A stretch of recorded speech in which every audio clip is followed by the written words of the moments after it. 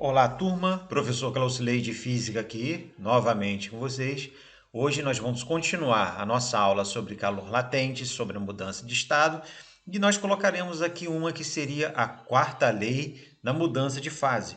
E essa quarta lei ela pode ser expressa através de uma fórmula, como nós vamos ver. Então nós temos isso. Para efetuar uma certa mudança de estado, cada substância deve receber ou ceder uma quantidade de calor específica dessa mudança de estado. Isso significa, por exemplo, que, de acordo com essa tabela, a platina ela precisa de 27 calorias por grama para ela passar do estado sólido para o estado líquido. Nós já vimos que as substâncias elas têm um ponto fixo de fusão, um ponto fixo de ebulição e também o contrário, né? Um ponto fixo de solidificação ou de condensação. A platina, a prata, chumbo, o enxofre, a água, o mercúrio e o ouro, também cada uma dessas substâncias possui uma temperatura fixa que ocorre essas mudanças.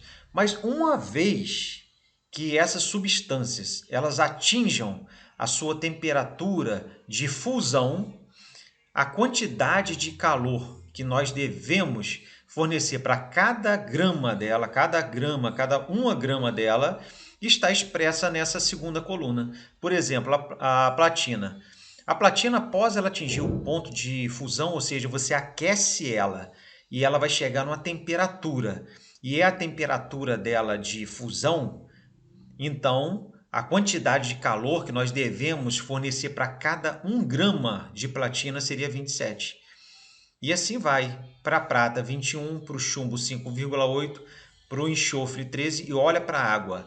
Então a água, como é uma substância mais simples, né? E a gente presencia essas mudanças de fase dela no dia a dia, quando nós colocamos água no congelador ou quando nós tiramos o gelo do congelador e ele funde.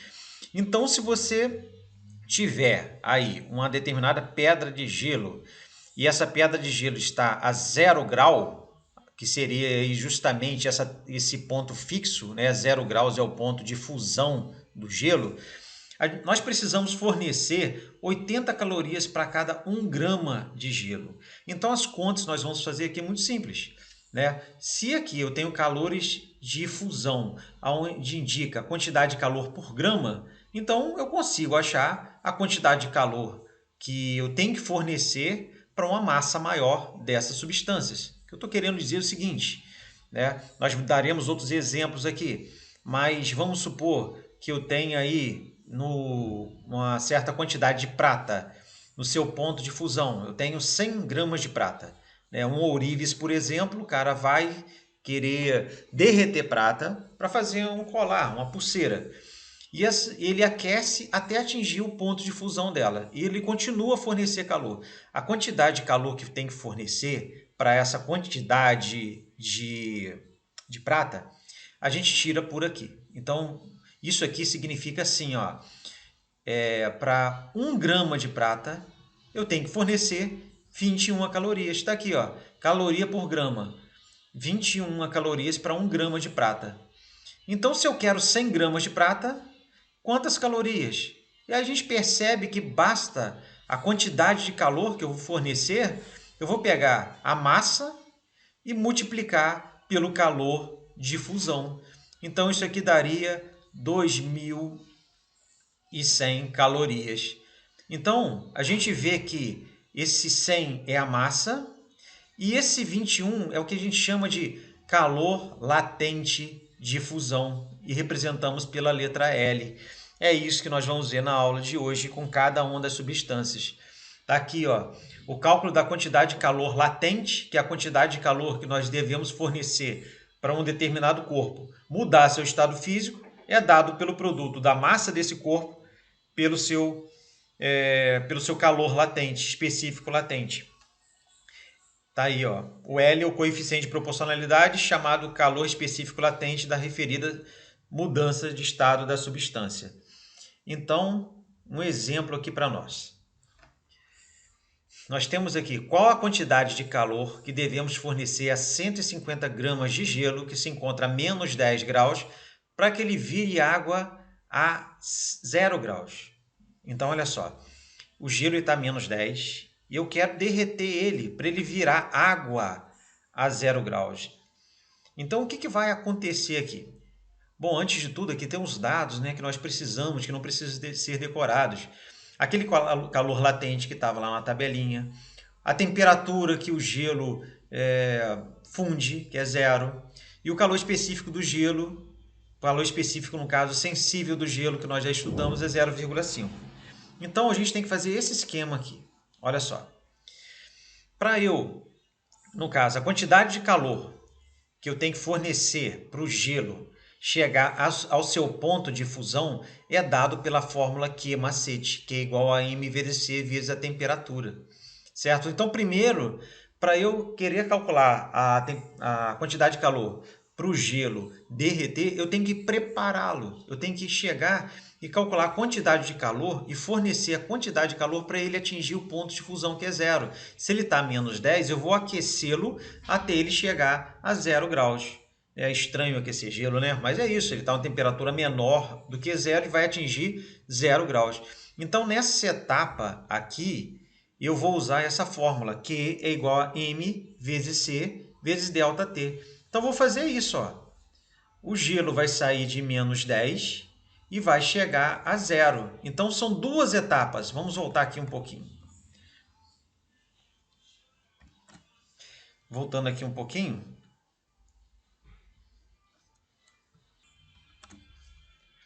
Ó, de menos 10 até 0. De menos 10 até 0. Então, essa quantidade é Q igual a M vezes C vezes delta T. Vou calcular primeiro essa quantidade de calor, que é o termômetro subindo aqui. Tá vendo? Ó? A quantidade de calor para ele sair de menos 10 e chegar até 0. Aí, como que eu vou calcular isso? Então, eu vou pegar, ó, Q igual a M vezes C vezes a variação de temperatura. A quantidade de gelo, então, que a gente quer aí calcular, a quantidade de calor que eu vou fornecer seria 150 gramas, igual nós vimos lá. Então, a quantidade de calor para elevar a temperatura dele nessa primeira etapa, de menos 10 até 0, vai ser Q é igual a M vezes o C, que é o calor específico do gelo, que nós vimos lá, que vale 0,5. E a variação de temperatura, olha só a variação de temperatura, a temperatura final menos a inicial. A temperatura que aumentou 10, dá para perceber isso, de menos 10 até 0, ela aumentou 10 graus.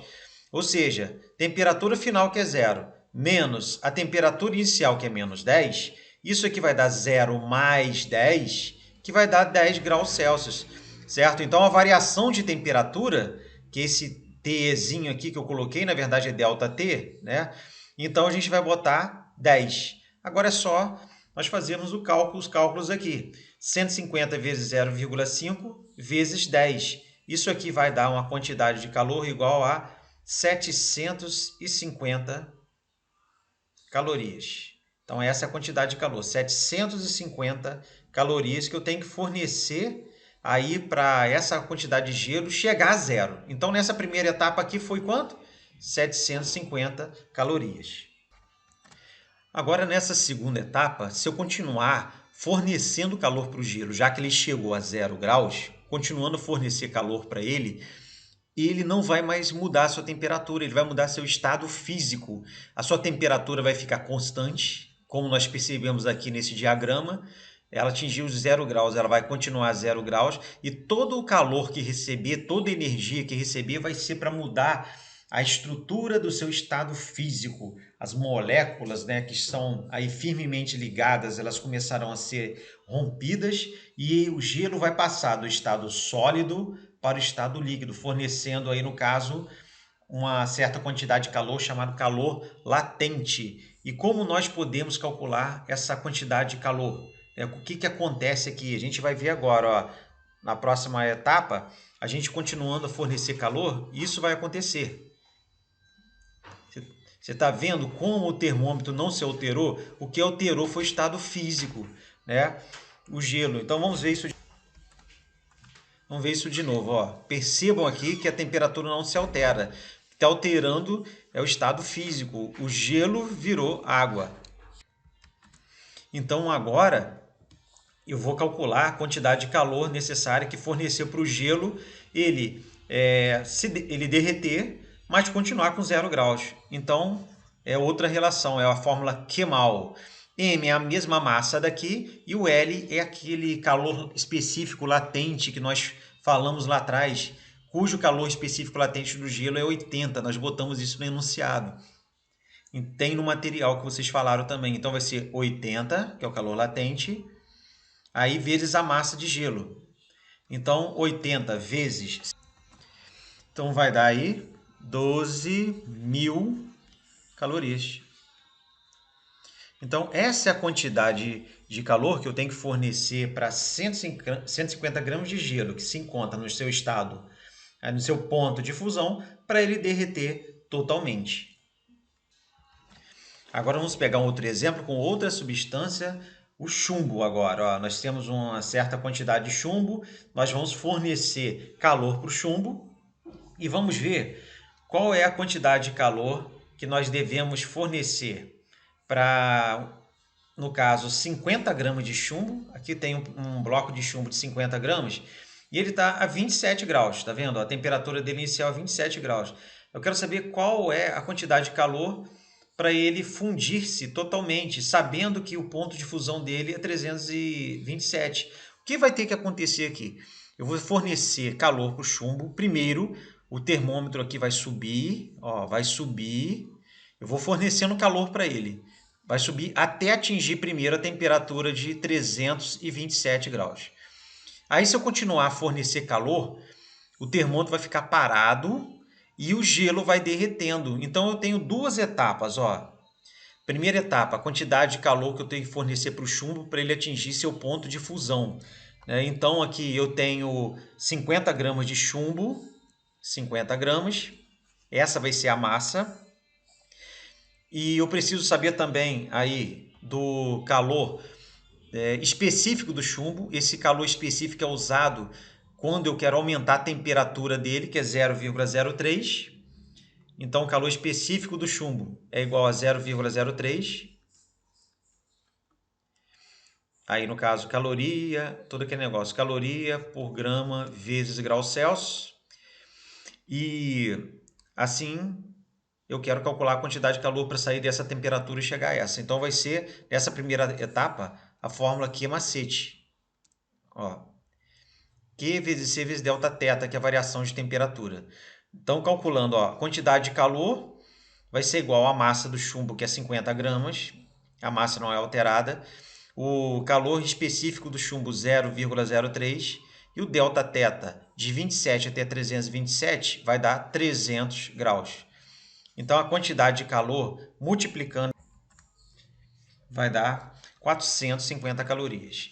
Então, para pegar o chumbo e só aquecer ele para ele chegar a 327 graus Celsius, que é o seu ponto de fusão, eu gastei 450 calorias. Aí, se eu continuar fornecendo calor para o chumbo, ele vai derreter, igual a gente vai ver aqui agora. Ó. Não, essa foi a primeira etapa, fornecer calor para ele, chegar no seu ponto de fusão. Agora, continuando a fornecer calor para o chumbo, a gente percebe que a temperatura não se altera. O que se altera justamente vai ser o seu estado físico. Olha lá, ó. O chumbo derreteu, certo? A temperatura permaneceu constante. Então, aqui nessa segunda etapa, a quantidade de calor vai ser o quê? A quantidade de calor vai ser igual a M vezes L, que é só o calor latente. Então, o Q vai ser igual à massa de chumbo, que é a mesma, não altera. E o calor latente de chumbo, a gente anotou lá, é 5,8. Então, 50 vezes 5,8 vai ser igual a 290 calorias. Então, nessa segunda etapa, eu vou gastar 290 calorias. Agora, quanto eu vou gastar nas duas etapas juntas, que é justamente a pergunta do problema. A quantidade de calor que eu tenho que fornecer aí para o chumbo, para ele fundir-se totalmente partindo do 27.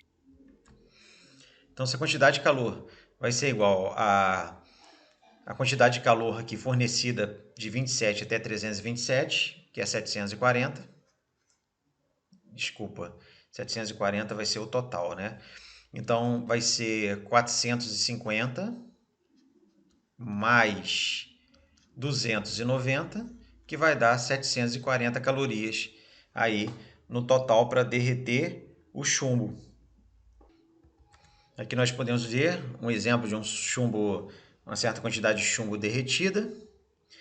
E aqui no próximo slide nós temos as curvas de aquecimento que mostram o comportamento de substâncias durante essa mudança de fase, colocando aí em jogo todas as suas propriedades, né? E o gráfico vai analisar justamente a propriedade de a temperatura fica constante durante a mudança de fase. Então a gente tem aqui uma certa substância que está com a temperatura inicial aqui. Aí eu forneço uma certa quantidade de calor Q1 para ela. Ó, fornecer essa quantidade de calor Q1 aqui, até aqui. Então a substância ela estava com essa temperatura, ela vai começar a aumentar a temperatura, mas vai chegar num ponto que eu forneço uma quantidade de calor ainda Q2 e a temperatura não se altera.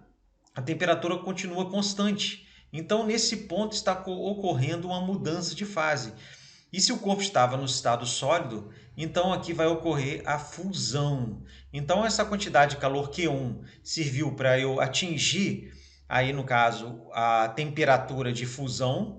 A quantidade de calor Q2 serviu para eu fundir essa temperatura. Aí se eu continuar fornecendo calor com essa temperatura para esse corpo, ele uma vez no estado líquido aqui agora, essa quantidade de calor aqui Q3 nessa etapa, eu vou fornecer calor para aumentar novamente a temperatura. Então, se encontra no estado líquido ainda, vai aquecendo, mas vai chegar um ponto em que ele não vai aquecer mais. O calor que ele receber vai servir para quebrar suas moléculas, mudar a forma de interação dessas moléculas, porque ele vai passar do estado líquido para o estado gasoso. Então, aqui, nessa reta paralela a esse eixo, aí a gente percebe que não há mudança, tá vendo? De temperatura. Porque aqui, quando atingiu a temperatura de ebulição, ela permanece constante. Então, esse corpo ele vai ser 90% líquido e 10% vapor.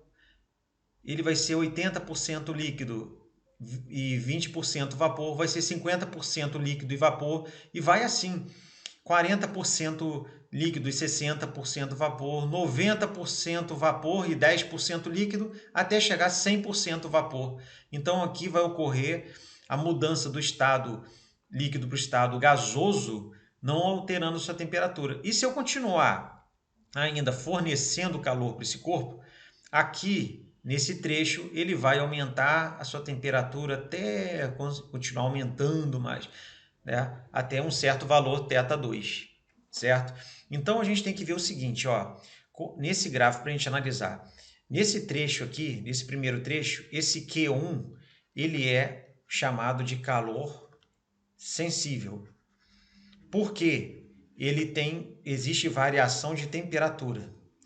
O Q2 ele vai ser, no caso, outro tipo de calor, vai ser calor latente.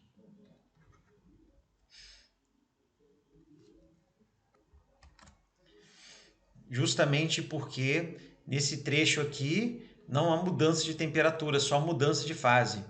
O Q3, eu vejo novamente uma mudança de temperatura, então aqui eu vou ter calor sensível novamente. Ou seja, calor sensível, onde há variação de temperatura e a fórmula seria M vezes C vezes Δθ. Aqui seria M vezes L. Aí eu chego em Q4. Q4, novamente, a gente vê que é uma mudança de fase. O gráfico está paralelo ao eixo Q, aqui, o eixo X. Então, vai ser novamente o calor latente. Certo? Então, o calor latente, eu calcularia essa quantidade de calor multiplicando M vezes L. E, por fim, o Q5, até atingir a temperatura aí que eu quero, uma certa temperatura θ2, vai ser novamente o calor sensível. Calor sensível, novamente, é aquele calor onde há mudança de temperatura. Então a gente calcula pela fórmula Q macete. Exemplificando com números do que nós falamos anteriormente, aqui nós temos, por exemplo, menos 20, que seria a temperatura inicial. Aí forneci calor, é bem provável que seja água, é bem provável não, isso aqui seria a curva de aquecimento da água. Essa então é o que a gente chama de curva de aquecimento da água, partindo desde o estado sólido até o estado gasoso. Então, você tem uma certa porção de água, menos 20, você vai fornecer calor, vai aumentando a temperatura, aumentando a temperatura, até chegar a zero. Quando chega a zero, a gente fornece calor aqui para ele, né? E existe a coexistência dos dois estados físicos, né? O líquido e o sólido. Aqui está mostrando, o LS significa o estado líquido coexistindo com o sólido. Até chegar aqui nesse ponto, aonde o corpo, continuando a receber calor, ele vai aumentar a temperatura. Então ele vai continuar aqui aumentando a temperatura. Então aqui já tenho o calor específico sensível. Vira líquido totalmente, né? Aqui. Aí quando vai aquecendo, quando chega a 100 graus a água, que é o ponto de fusão dela, aí existe a coexistência do líquido com o vapor. Então vai aquecendo, aí eu vou ter 10% vapor, 90% líquido, 50% dos dois, 90% vapor e 10% líquido, até ter totalmente vapor. Quando a água passar para o estado gasoso, então, e continuar recebendo calor, aí vai aumentar novamente a temperatura dela até chegar à temperatura desejada, por exemplo, 120 graus. Então, essa aí seria o nosso estudo sobre calor específico latente e as curvas de aquecimento. É isso, até a próxima, um grande abraço.